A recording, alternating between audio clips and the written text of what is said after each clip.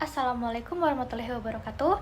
Perkenalkan, nama saya Dinasti Legowo dari Prodi Psikologi Universitas Insan Cita Indonesia. Di sini, saya akan menjelaskan hasil analisis saya mengenai video Statue Viral Dance Challenge. Tapi sebelum kita bahas Statue, ada baiknya kita lihat video Statue dulu ya. Kira-kira kayak apa sih dance-nya? Ayo kita lihat.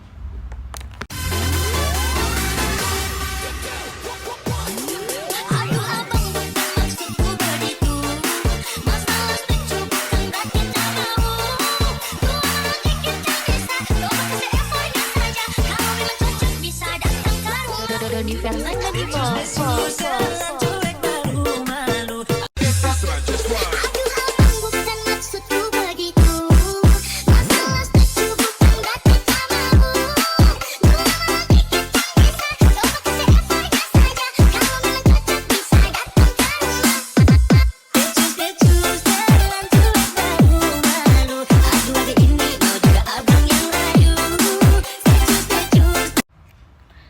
Nah, jadi kurang lebih seperti itu teman-teman video statue-nya.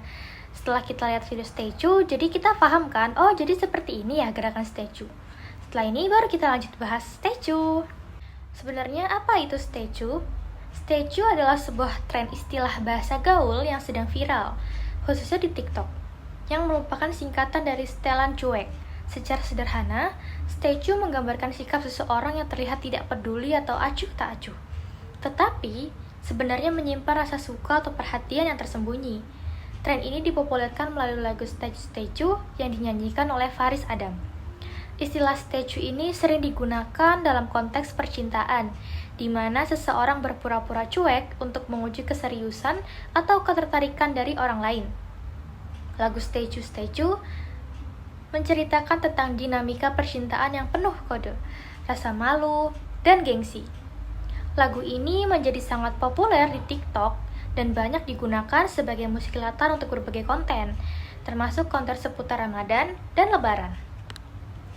Jadi, tren statue tidak hanya sekedar istilah, tetapi juga mencerminkan fenomena budaya populer yang menggambarkan sikap anak muda dalam berinteraksi, terutama dalam hal percintaan. Lagu Statue menjadi representasi dari sikap santai atau cool yang banyak digemari oleh generasi muda. Jadi, tren statue ini diidentifikasi sebagai tren viral, bisa berupa gaya hidup, tantangan online, meme, atau fashion yang menyebar cepat melalui media sosial. Fenomena ini penting karena mempengaruhi citra diri, pola pikir, dan bahkan kesehatan mental banyak orang. Kajian ini akan mengeksplorasi dampak psikologis pada 3 level, yaitu kognisi, afeksi, dan perilaku, serta mengaitkannya dengan teori-teori psikologi klasik dan modern. Di sini ada dampak terhadap pikiran atau kognisi. Jadi dari persepsi dan atensi, tren viral menarik perhatian melalui novelty dan visual stimulation, memicu atensi secara selektif didasari oleh teori seleksi atensi dari Cherry 1953. Dan ada bias kognitif, ada bandwagon effect, orang tertarik ikut karena semua orang melakukannya. Dan ada lagi confirmation bias, hanya mencari info yang mendukung ingatan in dalam tren. Dan ada availability heuristic, tren yang gampang muncul di feed dianggap lebih lazim. Lalu ada self-skema dan identitas. Tren menjadi bagian dari self-skema, bagaimana individu melihat dirinya. Sebagai contoh, seseorang yang menyerukan diri kreatif mungkin dengan cepat memeluk estetika statue. Dan sesuai dengan teori-teorinya, ada 2, yaitu skema teori memperlihatkan bagaimana individu menafsirkan informasi baru ke dalam struktur mental yang sudah ada, dan yang kedua, attribution teori. Ini menjelaskan bagaimana orang mengatribusi kesuksesan atau popularitas tren kepada penyebab internal atau keren atau eksternal keturutan media. Lalu di sini ada dampak terhadap perasaan atau afeksi. Di sini ada emosi positif. Di emosi positif ini, kita bisa merasakan kebanggaan sosial, gembira karena diterima komunitas, dan euforia bersistem saat video atau tren mendapat banyak like atau share. Dan untuk di emosi negatif, kita bisa merasakan stres, kecemasan, terutama jika kita merasa gagal untuk mengikuti tren tersebut. Lalu ada FOMO, Fear of Missing Out, terkait rasa cemas bahwa aku tidak akan ikut tren ini. Dan yang terakhir ada model emosi.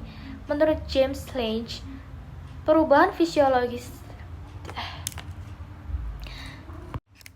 Dan yang terakhir itu ada model emosi. Di sini dibagi menjadi dua. Yang pertama ada James Lange, perubahan fisiologis membentuk perasaan. Misalnya kita menjadi deg-degan saat videomu tidak viral. Dan yang kedua ada Schechter Singer, interpretasi kognitif atas sensasi fisiologis memproduksi emosi. Deg-degan diputuskan sebagai senang atau cemas tergantung dengan konteks. Lalu di sini ada dampak terhadap tingkah laku. Ada modeling dan social learning. Menurut Bandura, individu meniru tren yang tampaknya menguntungkan, yaitu vlogger populer, terutama jika ada reinforcement atau pujian followers. Dan yang kedua ada konformitas. Dalam eksperimen, orang cenderung mengubah jawaban agar sesuai grup. Sama dengan tren, kalau semua post statue, aku pun harus. Dan yang ketiga, ada perilaku adiktif. Dalam ekstrim, seseorang bisa terus-menerus membuat konten statue, berharap likes, atau mirip perilaku adiksi media sosial lainnya. Dan yang terakhir, ada operant conditioning. Kita suka atau berkomentar, dan reinforcement positif. Perilaku posting ulang untuk mendapatkan lebih banyak reward. Lalu kita bahas tentang interaksi pikiran, perasaan, tingkah laku. Sering terjadi siklus, konten statue viral, kita menjadi bangga, lalu kita akan posting ulang lagi, lalu setelah itu kita stres karena takut gagal, dan akhirnya kita akan memposting ulang tren statue itu. Ini ilustrasi dari kognitif, emotion, behavior loop. Peristiwa, interpretasi, kognitif, emosi, dan tindakan terus berputar. Lalu di sini ada faktor individu yang mempengaruhi. Yang pertama itu ada kepribadian. Di sini kepribadian dibagi menjadi dua lagi, yaitu extroversion and openness, terkait lebih besar kemungkinan ikut tren. Dan yang kedua, neurotis, terkait lebih besar stres saat gagal. Yang kedua, ada self-esteem. Orang dengan harga diri rendah lebih rentan terhadap pengaruh sosial dalam tren. Yang ketiga, ada demografi dan budaya. Usia muda, urban, dan akses tinggi ke gadget memudahkan adopsi. Budaya kolektif seperti di Indonesia bisa meningkatkan tekanan untuk conform. Dan yang keempat, ada media sosial dan algoritma. Algoritma memperkuat umpan balik, semakin sering interaksi, semakin banyak tren muncul, semakin banyak atensi. Dan semakin bagus untuk video kita menjadi viral. Di sini ada implikasi dan penanganan, pendidikan kritis, dan literasi media. Itu diajarkan pengenalan bias, memverifikasi fakta, dan dampak psikologis penggunaan media sosial. Yang kedua ada strategi coping, mindfulness, saat membuka konten memisah nilai diri dari likes. Dan yang kedua ada self-monitoring, catat waktu online, posting dengan kesadaran. Yang ketiga ada peran lingkungan. Di sini dibagi menjadi dua, yaitu orang tua dan guru mendukung anak menyadari keunikan diri, bukan mengejar tren. Dan ada juga dari pemerintah bisa mendorong kampanye literasi digital dan regulasi time on screen. Lalu ada intervensi psikologis. Di sini dibagi menjadi dua, yaitu CBT untuk mereka yang mengalami kecemasan atau media addiction, support group untuk berbagai pengalaman tekanan sosial media. Lalu di sini kita akan membahas secara mendalam bagaimana tren statue dance TikTok berhubungan dengan kondisi otak individu yang mengikuti tren ini. Pendekatan ini akan dikaitkan dengan neuroscience atau ilmu otak dan psikologi kontemporer agar lebih lengkap. Fokus kita pada aktivitas otak, neurotransmitter, dan dampaknya terhadap fungsi kognitif, emosi, serta perilaku. Lalu kita akan bahas mengenai sistem reward otak atau dopamin. Ketika individu melihat video dance viral seperti statue di TikTok, lalu mencoba dan mengunggah konten sendiri, otak mengalami peningkatan aktivitas di sistem reward. terutama di nucleus accumbens dan ventral tegmental area. Dopamin ini dilepaskan sebagai respon terhadap video yang menyenangkan, seperti audionya, gerakan, visual. Di area dopamin akan dilepaskan sebagai respon terhadap video yang menyenangkan. Ini karena ada audionya, gerakan, dan visual. Lalu ada feedback sosial seperti like, comment, dan share. Dan yang terakhir ada keberhasilan menghafal atau menyinkronkan gerakan.